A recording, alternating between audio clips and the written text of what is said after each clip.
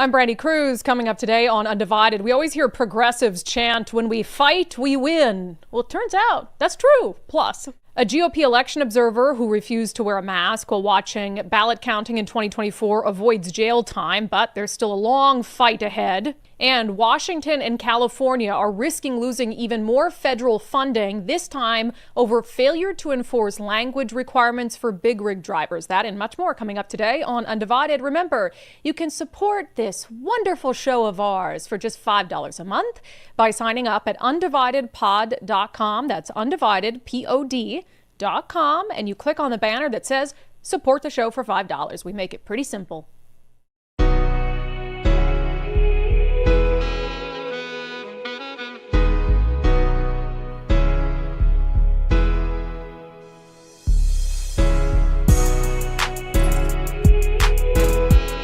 Hello, and welcome to Undivided. Thank you for being here. Thank you so much for your commitment to giving common sense a comeback. I'm Brandi Kruse. I can't tell you how many protests, riots I've been to from the far left where they're chanting, "If we fight, we win. If we fight, we win." Good job, Nicole. If we fight, we win. If we fight, we win. And you know what? They do win a lot in our state. Progressives tend to get basically everything they want, and sometimes it's because they take their fight too far and everybody just caves to them. But you know what? If they're winning, why don't we try it too? Maybe we should try fighting and doing some winning. And that's what happened yesterday in the Arlington, Washington school district. I'm so happy to report, and this news came, just an hour before a scheduled school board meeting. The student who brought a loaded gun and 2 fully loaded magazines to the high school in 2024 will not be returning to classes next week. Now, I'll get to more on this decision in a moment, what we know and don't know, but obviously this is great news. It's great news for the Arlington parents who were completely blindsided by the school district's decision to allow this student to return to classes. And I think even more blindsided that it had been hidden from them and that they only found out about it because we were told by a parent who was in the know and reported on it. And all of a sudden, days away from school starting, these parents are like, what? How could we not know about this? What do we do? And last night at 6 p.m., they absolutely packed a school board meeting in Arlington, so much so that there were 2 overflow rooms. Nicole was also present. And Nicole joked that she swore that the school was trying to get them all to give up and leave because it was so damn hot in the room. Hot day yesterday, but the parents stuck it out nonetheless. And of course, by the time they got there, news had spread pretty quickly that the school district or someone had changed their minds and the student wasn't going to be returning. And so certainly it was a different situation when they showed up to testify at the meeting. Now, what do we know and not know about this? We know that Kruse, who's the superintendent of Arlington Public Schools, left a voicemail for a parent yesterday, again, just before the meeting that was scheduled to take place, basically saying, I want to follow up with your concerns and let you know that this student will not be returning to classes at the high school this fall. Here's what we don't know. We've reached out to the Arlington School District. They might cite student privacy and not answer our question, but we want to know whether the school district changed its mind or whether the student's family changed their mind. Certainly there's been a lot of pressure. This has now been highly publicized over the past few days. So it's very possible that the student's family decided, okay, we're not going to send him back because it's just going to be an ordeal and we're going to come up with other plans. So I, for one, need to know an answer to that question. And I think parents deserve to know an answer to that question as well, because what happens the next time there's a situation like this? How is the school district going to respond? And there's a lot of frustration still among parents about being kept in the dark.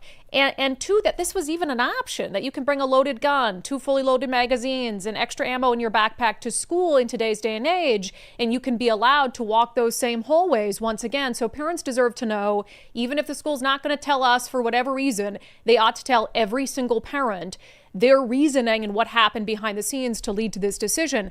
So, of course, this decision coming down late yesterday evening didn't stop parents from packing the meeting and from making their voices heard. If we don't draw a hard line here today, we leave the door open for another student somewhere down the road to test the same boundaries. And I don't want my kids or their kids or your kids to pay for that mistake. Whether the change came from the district or from the family, the fact remains. The decision was on the table and parents were not informed.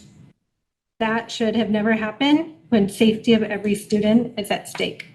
The whole process has left parents shaken. We need more transparency, more empathy, more communication, and more assurance that the district will always prioritize safety above all else. Our schools promote prevention and intervention, but when we need it most to secure the safety for the few who are brave enough to alert faculty, along with the overall protection of our students, we see a lack of accountability.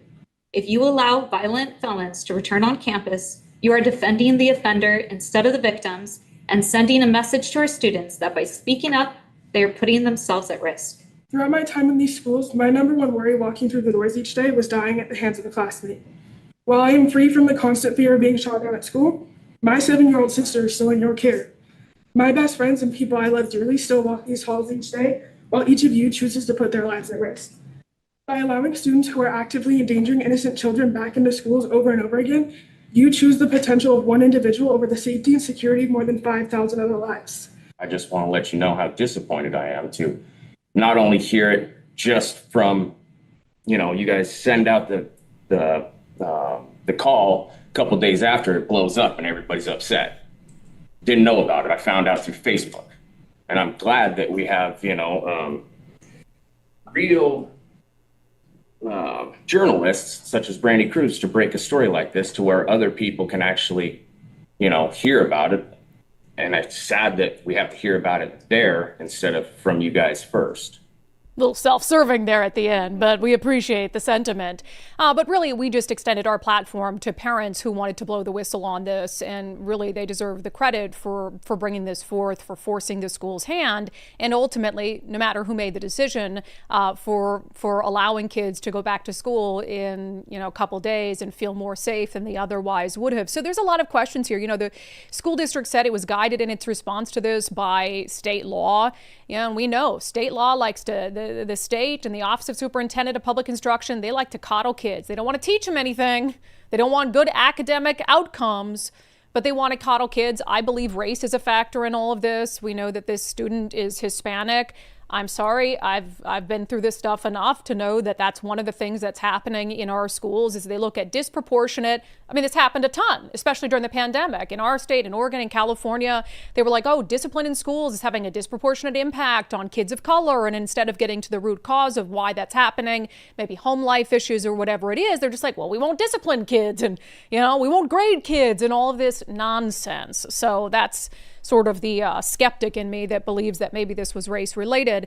But if this is truly something that was guided by state law needs to change. It's completely unacceptable. And it's always unacceptable to keep parents in the dark when it comes to what's happening with their kids. So what does this show? When we fight, we win. When we fight, we win. I have another example, although I will say this isn't quite a win. It's still a travesty of justice, but it could have been worse. So I get news after the show yesterday that Tim Hazelow is going to avoid jail or prison time, which is a small victory in a much larger fight. Tim Hazelow, of course, is the GOP ballot observer who, during the November 2024 election, was refusing to wear a mask, him and another ballot observer, Tracy Abel. They were in Island County. They refused to wear a mask, which had been a rule put down by the county auditor in order to monitor ballot observing. And they were both at the time cited for it, removed from the office, and ultimately charged with felony crimes, which is just crazy, which is absolutely insane. So this whole ordeal, we've been tracking it very closely. Tim Hazelow was charged with a felony and a misdemeanor. He was convicted at trial. Tracy Abel has not gone to trial yet. And he faced up to 6 years in prison. Yeah, for refusing to wear a mask in 2024 while monitoring ballot counting. Not to mention, other people in the room weren't wearing masks either, and the police who were called in to escort him out weren't wearing masks either. So just insane. So we know that there was this politically motivated prosecutor. This is absolutely prosecutorial misconduct. The elected prosecutor in Island County, a man named Greg Banks, he has a long history of posting hateful speech against Trump supporters, against, wishing death on people who don't wear masks. Should have recused himself from this. Instead, he decided to personally prosecute it. It was obviously personal. It was political. And you see that again in his sentencing recommendation. So the prosecutor wanted the judge at yesterday's sentencing to send Tim Hazelow to jail. And again, it's dripping with personal bias and animus and this vindictiveness that should be absent from prosecution. So here's what Greg Banks wrote in his sentencing request to the court.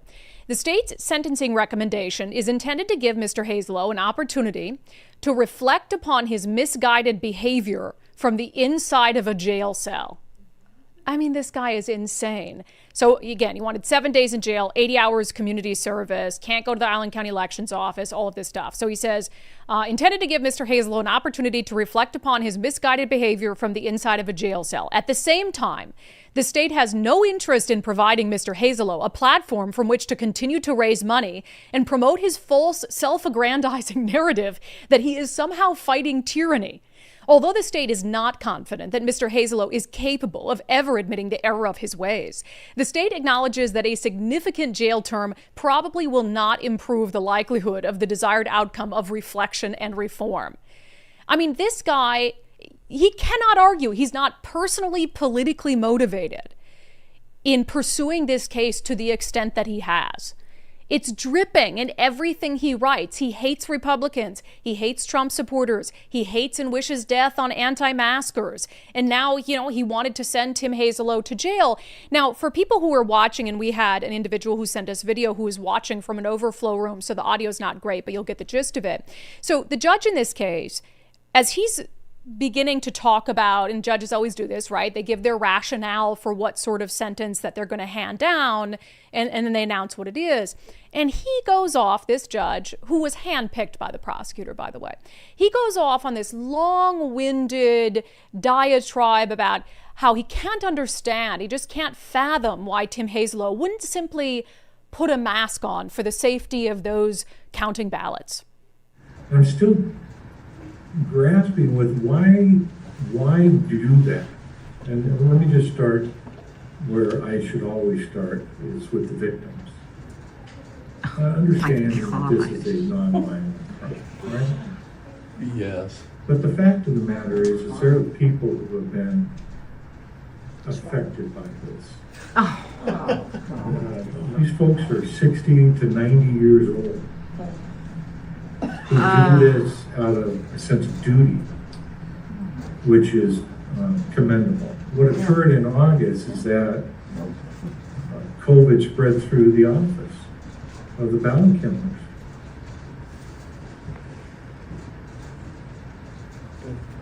And I see audience members shaking their heads no. We'll see ya. The mask don't prevent it. She won't be readmitted. Oh. The doctors diagnosed him with COVID. The tests were all run with COVID. It's a medical fact. Can't be denied. I'm of the opinion that if you really are your brother's keeper, you comply. The judge says, if you really are your brother's keeper, you comply. But there's a lot of other ways that you can stand up for your fellow man besides wearing a mask. And that's exactly what Tim Hazelow was doing, is he was standing up for his rights, for our rights, and he was standing up for what he believed in his heart was the right thing to do and standing against the wrong thing to do, blatant overreach of the government, and prioritizing this issue of masking in 2024, long after the pandemic is over, when people have had ample opportunities to get vaccines if they so choose, to take personal responsibility if they're that concerned about what spaces that they put themselves in. And you had a county that prioritized that novel concern over the ability of people to observe and ensure the sanctity of a presidential election. And so this judge, again, this long-winded, talking about, I want to address the victims. Oh my God, talking about someone who didn't wear a mask in 2024. It's just wild. So I think everybody watching was like, holy smokes, this judge is going to send Tim Hazelow to prison. He's going to give him an exceptional sentence. But thankfully, that's not what he decided to do. What is the appropriate sentence here? I just can't get myself to a place where I'm going to sentence Mr. Hazel to jail. I just, I can grant him a first-time offender waiver and be done with it. And I think that's appropriate in this case. Yeah, so he gives him a first-time offender waiver. I mean, Tim Hazelow, he's not a criminal. It's just crazy. So he gives him a first-time offender waiver. He has to do 40 hours of community service. Explicitly, it can't be for any sort of political entity or organization, which I think is just another very just sort of shady, politically motivated thing from the prosecutor in the court. It's just wild. But I don't mistake my laughter over this for some semblance of happiness that Tim's not going to jail. Tim shouldn't have gone into court. He shouldn't have been charged, let alone with a felony crime. None of this should have happened. It's going to take his defense team months, if not years, to reverse this. And it's not even going to reverse the damage that's been done to his life over this. You know, jail time or no jail time, he's out of a job right now. He works for the military. He had a security clearance. I mean, it's a travesty. It is politically motivated prosecution at its worst.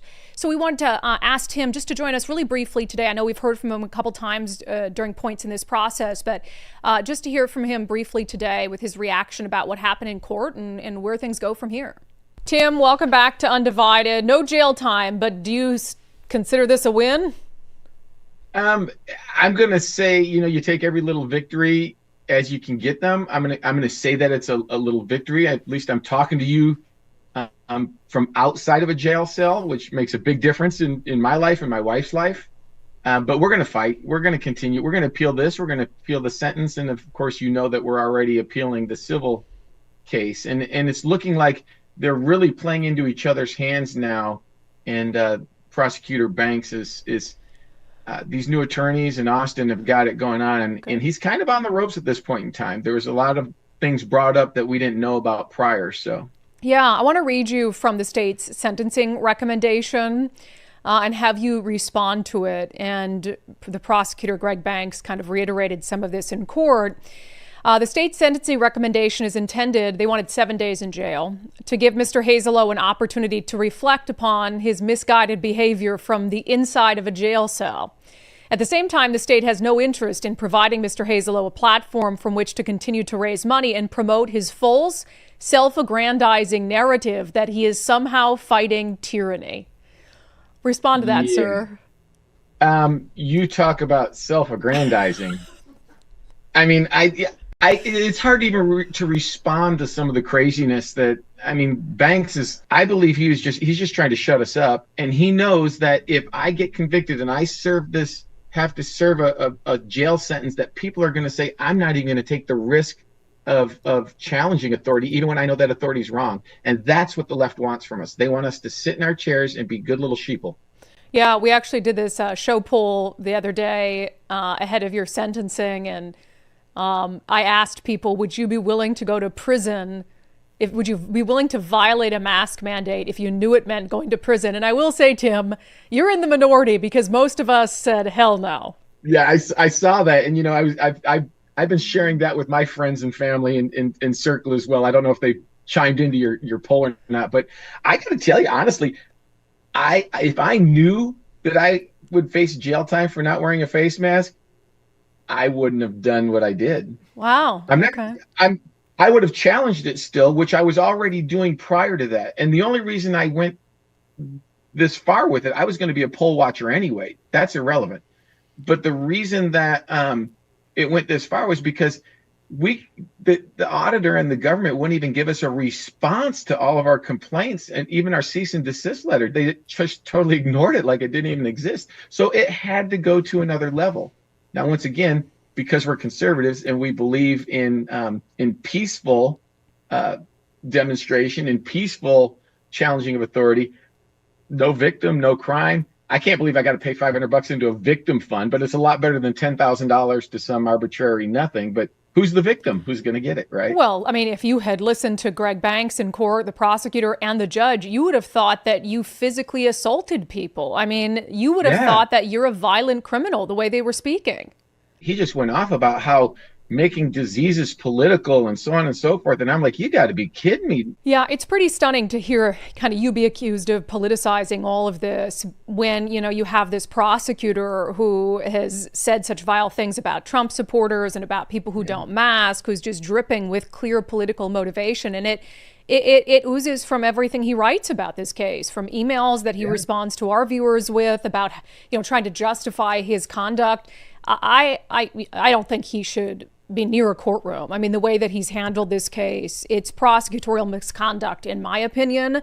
I don't know what to do with that. But so really quickly, you know, because you're not going to jail, but you've had severe, I mean, you're at home right now. The last time we talked to you on a break from work. You don't have a job right now.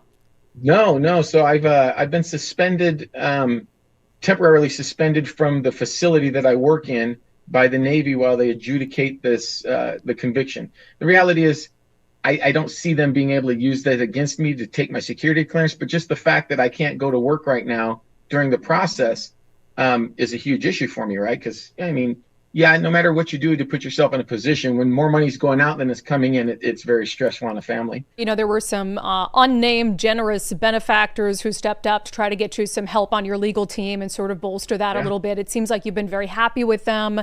I do believe they're helping because, I mean, yours is moving on, but we have another trial coming up with Tracy Apel. I mean, are you confident, or do you think that maybe her outcome will be different? Well, I believe her outcome will be different because she has a different judge. I think we ended up with Wilson through judge shopping, as we've talked about before. Yeah. We went through 4 judges before Banks finally accepted Wilson as a judge, right? So there's got to be something there. I don't know what it is, but there's got to be something there. But she has a very competent judge. I'm not going to call him a conservative, but he's definitely a realist, a great guy. I mean, I wouldn't be surprised if hers doesn't get totally dropped before it even gets heard, because it's been pushed all the way back to the beginning of next year now, as far as what I've heard. So yeah, well, let's hope so. And I know the fight is not over. You know, I was happy to hear you weren't going to jail, right? But it really, in my opinion, isn't a win. I mean, this has been such, and you look at all the resources they've poured into this just to get 40 hours of community service out of you, which I thought it was interesting that they said for a non-political group, like, because it would have killed Greg Banks if you served 40 hours community service, you know, helping Republican causes or something. It would have just killed him. So Tim, I'm glad you have a smile on your face, but this fight is not over. We don't think it's over. I know you don't think it's over. So we're going to keep following it every step of the way and following what happens to Tracy as well. So thank you for coming back on. Yeah.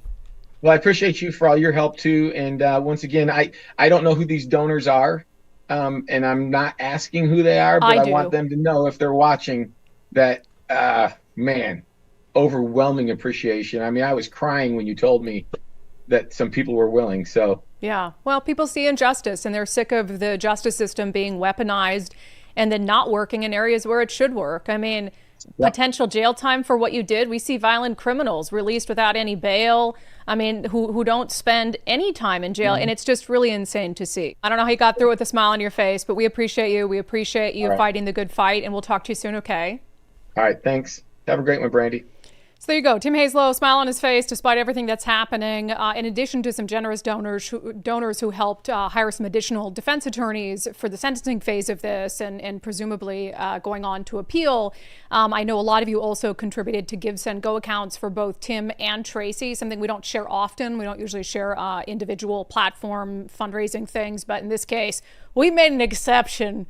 Really, I should have donated in the name of Greg Banks, because I see some people sending us super chats for the Greg Banks impeachment fund. I mean, really, I respect the job prosecutors have to do, but in this state, we have far too many prosecutors who take it easy on violent criminals and then use the power of their office to make politically motivated prosecutions. This cannot be viewed as anything but that, based on all the communications that prosecutor has had about this case and his utter disdain for Trump supporters and for people who refuse to wear a mask, even years after the pandemic has concluded. So we'll continue to follow Tim's case and also Tracy's case if and when it ultimately goes to trial.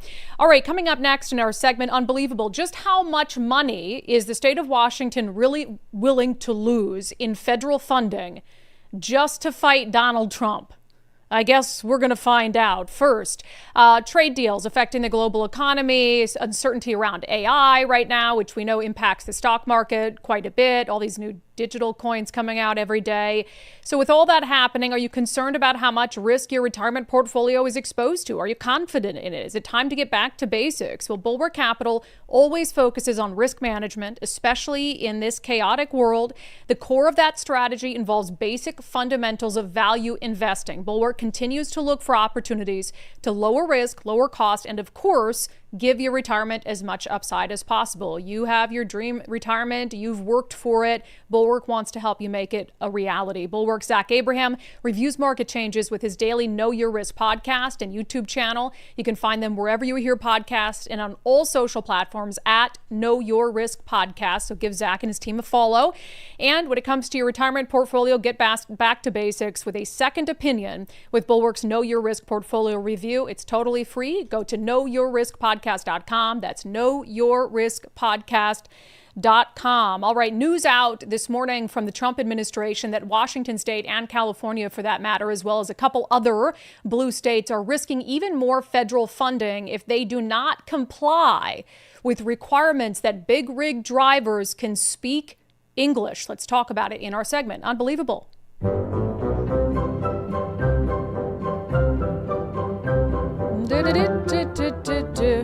You know, this is another one of those things where I had a really crappy opinion on it.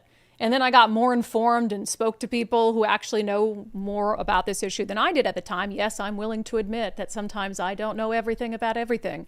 Because I think when Trump first came out with the news that, we need to make sure we crack down on big rig drivers who can't speak English, I think I called it petty, if I don't recall. And then I got some angry phone calls from people in the trucking industry like, no, they have to read road signs. They have to be able to communicate with people. And I was like, okay, sorry, dumb, misinformed opinion. Maybe I shouldn't have a show that's all about my opinion. Anyway, hopefully I can be wrong once in a while. But of course, it's had deadly consequences. So there is this guy, non-citizen, illegal, who managed to get a CDL from Washington State, CDL from the state of California as well, was out on the Florida Turnpike, did a dangerous illegal U-turn, killed 3 people. At the time, the Secretary of Transportation came out and he laid the blame, as did Governor Ron DeSantis in Florida, squarely on the shoulders of sanctuary states like ours. There was also an issue in New Mexico where this particular driver had got pulled over for speeding. He failed, New Mexico failed to conduct an English language proficiency test on him when they pulled him over, and the federal government said had they done this, the driver wouldn't have been on the road in the first place. He wouldn't have killed those 3 people on the Florida Turnpike. So what's happening with this now? Because when this came down, it was last week, it was the same day that Governor Bob Ferguson was having his big press conference about we're fighting back against all things the federal government is trying to do to upend our sanctuary policies. And so this news was just coming out. So here's what the U.S. Department of Transportation says is going to happen. They're putting our state, Washington, California, and New Mexico on notice. They say you have to enforce English language requirements or lose federal funding. They say ensuring truck drivers can communicate with law enforcement and read road signs keeps American families on our roads safe. So they say the 3 states, the Department of Transportation rather, says the 3 states have 30 days to come into compliance before the department will withhold up to 100% of funding from the Motor Carrier Safety Assistance Program. So specifically, they have to adopt and enforce English language proficiency requirements for commercial motor vehicle drivers. If they don't do it, they're going to lose up to 100% of that funding. So specifically, they give some information here on each individual state and what the states are doing wrong. I just want to hone in on Washington state as an example. They say Washington has adopted the ELP regulation, but it's failing to enforce it. From June of this year through August 21st, of the more than 6,000 inspections resulting in at least one reported violation, only 4 inspections involved an ELP violation, resulting in a driver being placed out of service. He said, moreover, 2 inspections resulted in ELP citations, but the driver was not placed out of service. So, like in a couple cases where they're doing the English language proficiency evaluation, the driver fails and they just let him go. Keep driving. So what is the point in doing the ELP exam if they fail and they can't speak English and you just let them get back in their rig and drive away? What's the point? So that's a little bit of what's happening in Washington state that they say that they need to fix within 30 days. They're going to lose some of this funding. U.S. Transportation Secretary Sean Duffy saying in a statement, states don't get to pick and choose which federal safety rules to follow. Under President Trump's leadership, we're taking aggressive action to close these safety gaps, hold states accountable, and make sure every commercial driver on the road is qualified to operate a 40-ton vehicle. And in this case, I don't believe that this is one of these things that the state of Washington, as he points out there, can just say, oh, we're not following this because it's racist or whatever it is. We don't think that they should have to be able to speak English, because this is a nationwide transportation system. And these are people who are driving from one state into many, many other states, as is the case with the driver who went from California down to Florida and killed people. And so that's why these regulations are federal. They're not state by state. The state of Washington has to comply. What I think is going to be very telling, because remember, I've said this probably on every show for the last month. States like Washington, leaders like Bob Ferguson or Gavin Newsom, they'd rather let people die than be seen as giving in to Donald Trump. So just in the name of Orange Man bad, are they going to spend millions of dollars of our taxpayer money suing the Trump administration over having to comply with his regulation or lose federal funds? They've sued the Trump administration on, I think, literally everything else related to losing federal funds. So why not this one? Are they willing to put the safety? I think the answer is obviously yes. They're willing to put people's safety in jeopardy to fight the Trump administration. They do it every single day. They're doing it right now as they fight sanctuary policies, which have quite literally killed people. We're going to talk about it on the show tomorrow, but there was just this massive drug bust involving the Sinaloa cartel, and much of the activity was happening in Washington state, the distribution of fentanyl. And how many people has fentanyl killed on our streets? Well, our state leaders look the other way and continue to push sanctuary policies, despite the fact that the policies we have in place here make it more advantageous for the cartel to sling their deadly drugs on our streets. Why would they not do that when we've de facto decriminalized hard drugs, when we don't have police who are empowered to go after drug dealers and drug users out on the streets, when we took away the ability of police to pursue violent criminals and pull people over? They want to stop the ability of police to pull people over for non-moving violations. If I'm a member of the drug cartel, if I'm a ringleader, I'm like, hell, let's go ship our drugs up to Washington state, because they're not even going to be able to pull us over. And so all of these things, Washington state, if it means fighting Donald Trump, they are totally cool with people dying.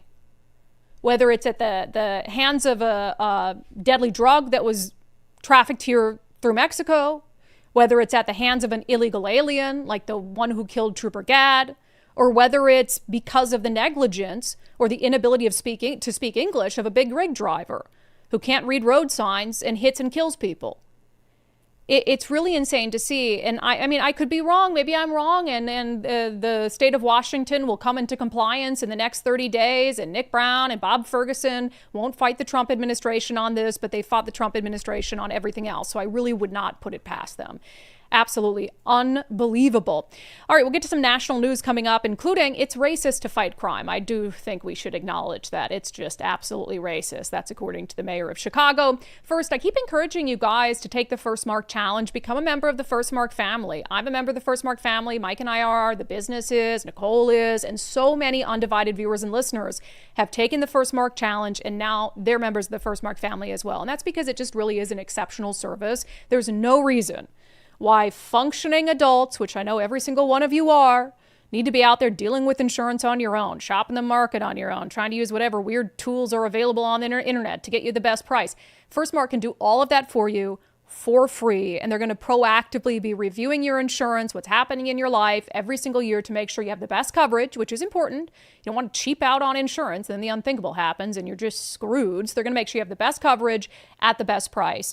So take the First Mark Challenge today. It just takes a little bit of time. It's totally free. You never pay First Mark anything for their services. So firstmarkinsurance.com, firstmarkinsurance.com. The very best part is they work for you, not the insurance companies. They're always going to have your best interest in mind.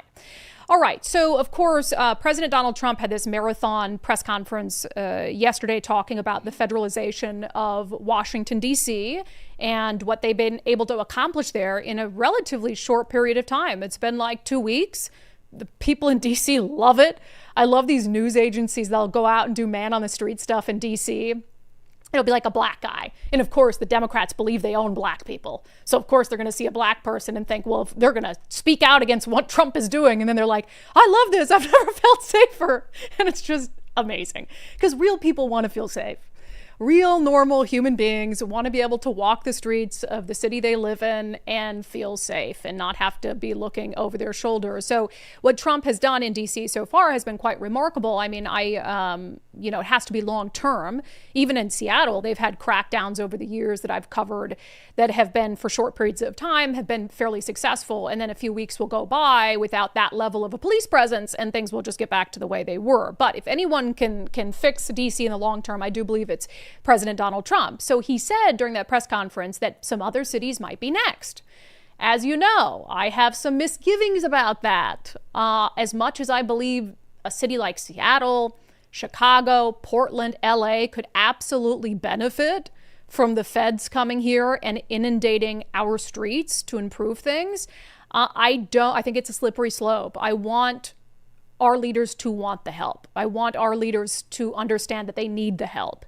And I want them to ask for the help. Are they going to do that? Of course not, because what did we say in the last segment? They would literally rather let people die than work with Donald Trump on anything. That's the truth. So the mayor of Chicago, Brandon Johnson, I just could not get over this clip because it proves the point that I'm just making. So he's on Morning Joe on MSNBC. And I think they ask a good question, which is like, okay, you've had the highest murder rate for 13 years in a row of any city in the United States. So could you maybe benefit from a little bit of help on the streets? Do you believe that the streets of Chicago would be safer if there were more uniformed police officers on the streets of Chicago? I believe the city of Chicago and cities across America would be safer if we actually had, affordable housing.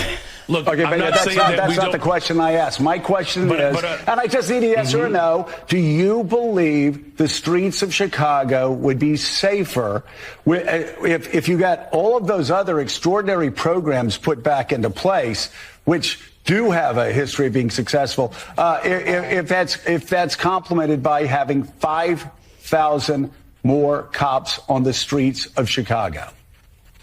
I don't believe that we should narrow it down to just police officers, Joe, is what I'm saying. That is an antiquated approach. I'm saying we've invested in detectives. Mr. Mayor, are you hearing what I'm saying? I'm agreeing with you that all of these other social programs are extraordinarily important. I just need a yes or a no, and then this will be the last time I ask. If you get all of those other social programs that 800 million that New York City does, Los Angeles, other people do with great success, would an additional 5,000 cops on the streets in Chicago help complement those programs to make Chicago safer? Look, we are working hard to make sure that our police department is fully supported. I don't believe that just simply putting out an arbitrary number around police officers is the answer. Oh my gosh. He knows he can't say no, right? Because he'd look even dumber than he just looked right there. I mean, of course, having 5,000 additional police officers would make the community safer. And I'm willing to bet that if you pulled Chicagoans, they would agree with that sentiment.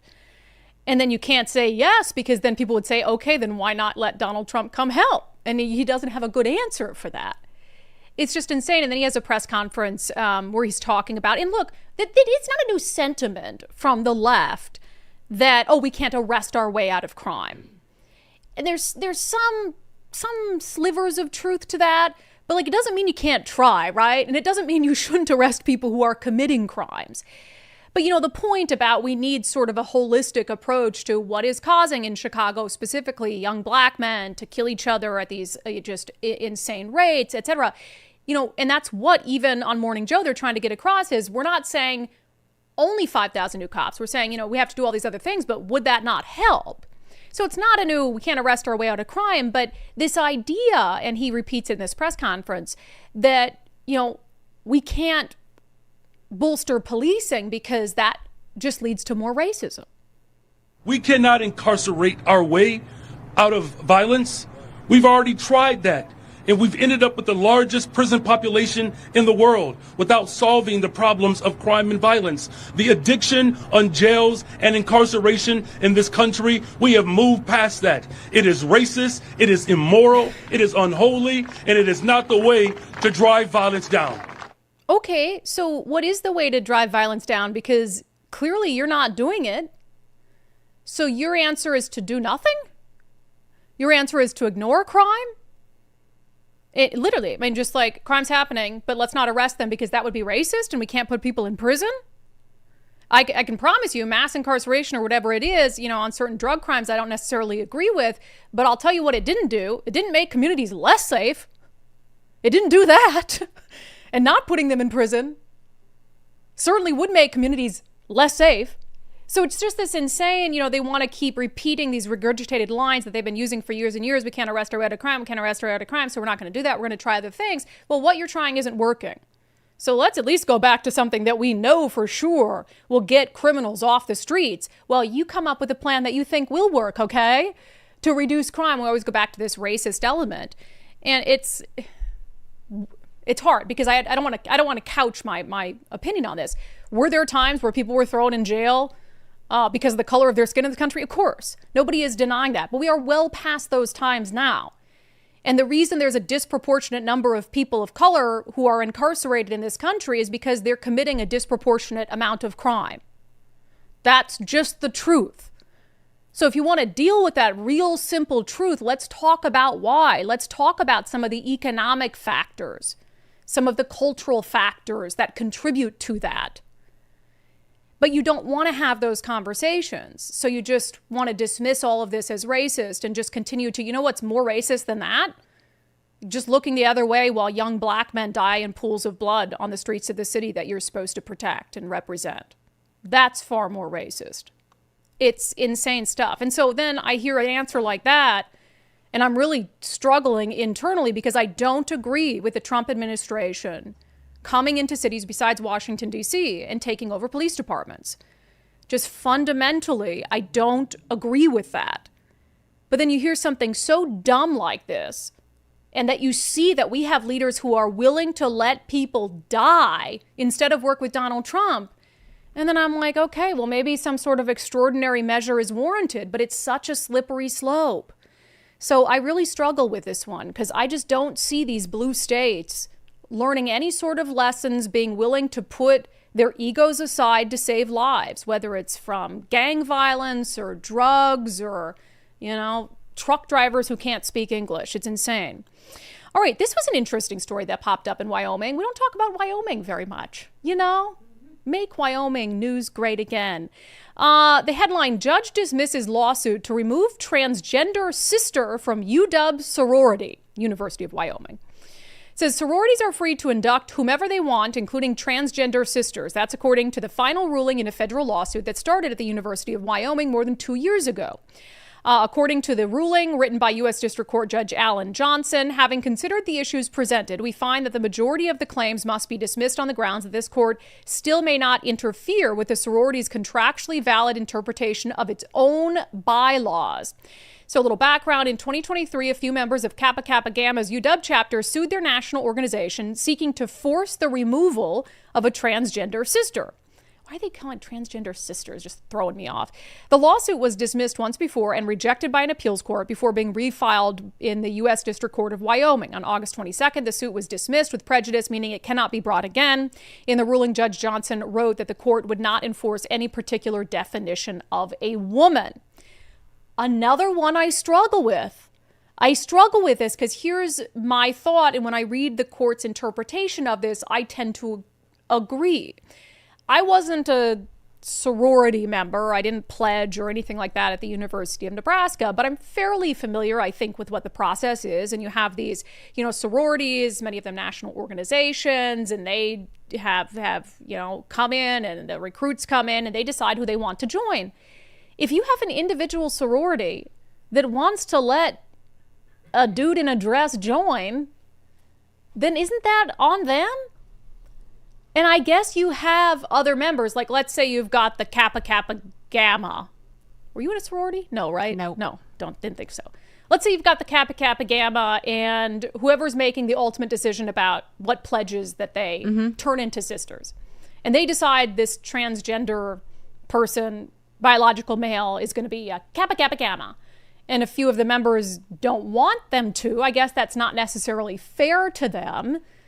But at the end of the day, it's like their private, it's their bylaws, right? So if you don't like the bylaws of that sorority, then join a different sorority.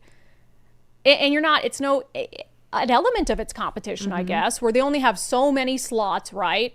So should the slots go to biological women? I just don't see it the same as like athletics. I guess I just don't care if a sorority wants to have a dude in there. Yes. Do you want to do the poll or do you want me to just answer? Let me ask you the poll question first. Okay. In our daily subscriber show poll, I asked you guys this question. I'm sure there's people yelling at me in the comments already. Brandi, get your shit together. Your opinions have been crap lately.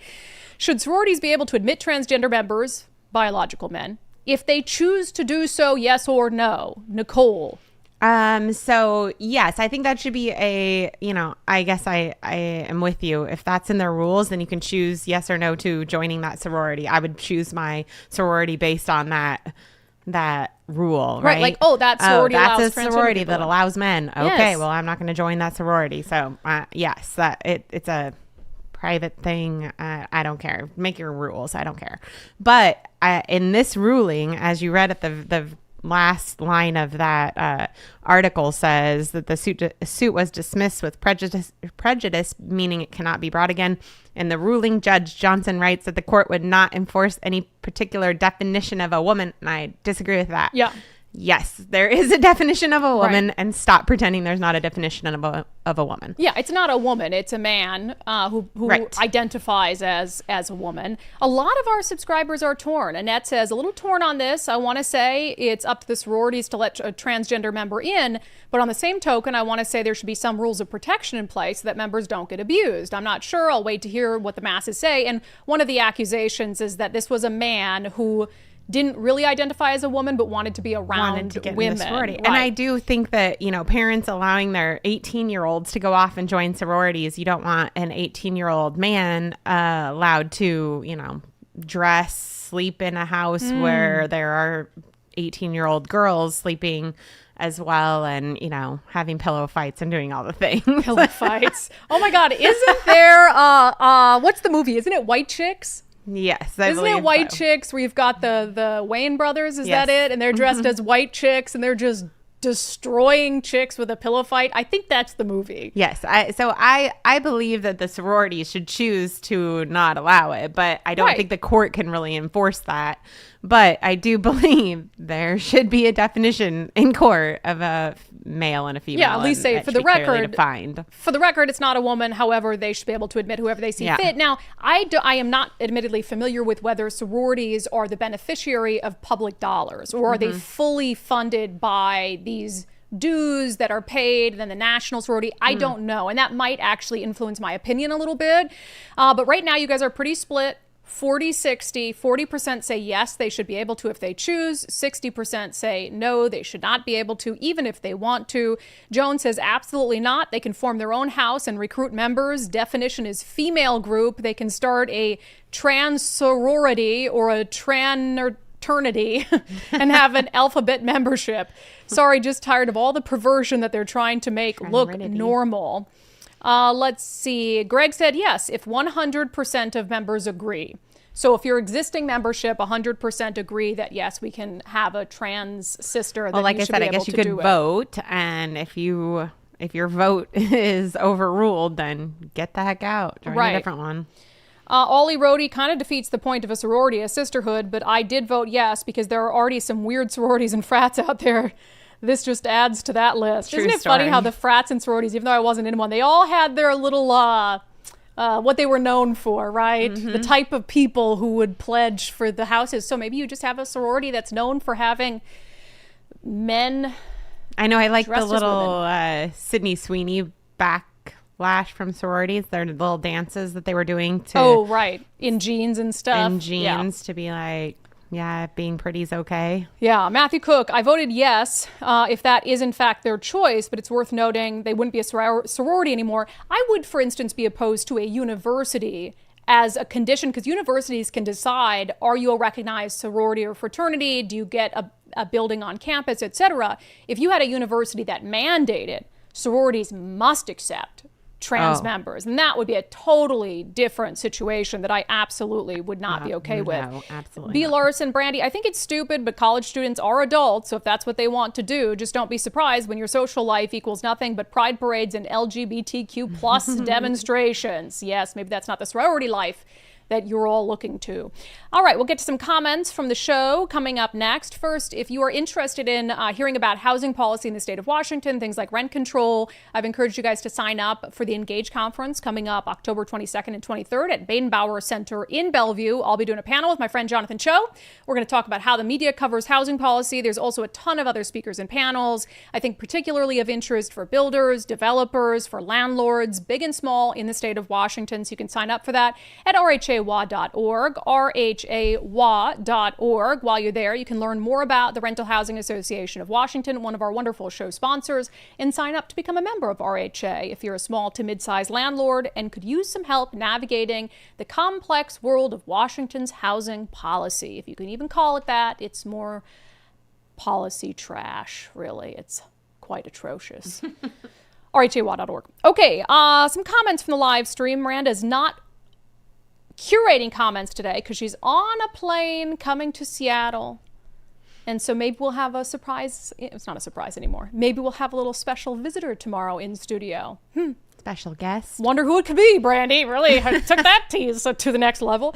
All right, on the Arlington story, E, on my assertion that if we fight, we win, she says, duh. Thanks. Thanks. Strength in numbers, people, and if you don't fight for what you believe in, who will? You have to fight back. The far left knows this. That's why they win every freaking time. If you want the state to change, you have to fight back. Ignoring it just to live your life, running away to somewhere else doesn't change a thing because you'll encounter this somewhere else too. People who flee bring the mindset with them. That is why parts of Georgia and Texas are radically changing. You have to fight back. I agree. And I'm so proud of all those parents. Like packing that room on a hot day, no AC in there, just like, we're going to tell this school board what we think. And a tiny little room. That's your right. That's your right. Matthew Cook, with all the gun control laws in Washington, I don't understand how a 14-year-old got a gun. So in the court documents from when he was charged, my understanding is the parents had it in a closet in a bedroom, but it was not secured in a safe. And so I don't know, because in other states, like if you do that, you can be held. There were some parents that went to prison. I don't know exactly what the law is here, but you can be held accountable if a minor gets a gun. I mean, I remember the instance of this was a really sad case. I think it was a police officer, right? Off duty, whose child got a gun in the center console and shot and killed their other child. And they spent time in prison over it. And so, and you know, it makes sense. It's like, yes, you have to be responsible. Yeah.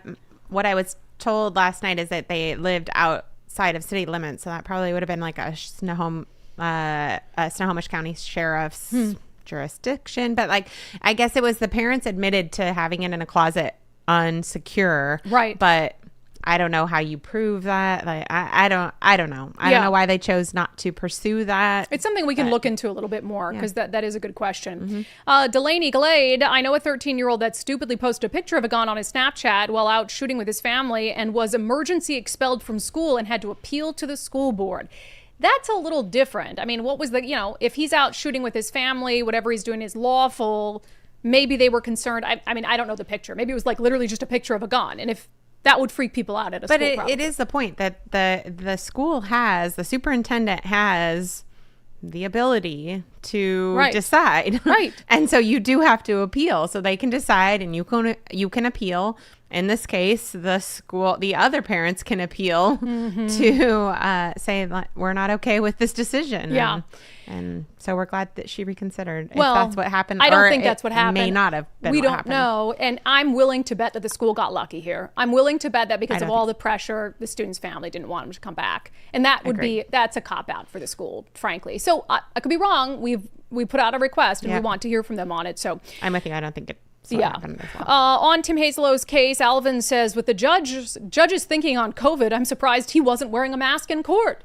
Yeah, the judge seemed to think that, COVID is this is a life or death situation. And it's like, did any of those people going around? Oh, it's just going crazy. around right now. So, Greg, interesting the judge isn't wearing a mask or having his courtroom demand masking to support his verbiage. Yeah. Let's see here. B. Larson, it's funny how Tim and Tracy were so calm, polite, and nonviolent. Well, if these were far left crazies in this same situation, they would have been dragged out kicking and screaming. And then they never would have been charged with anything. Nope. Of course, because that happens all the time. Yep. Moon Goddess, there she is. Brandi Kruse, greatest rage-casting, potty-mouth, Antifa agitating, elected official triggering, honest reporting journalist of all time. Woo woo!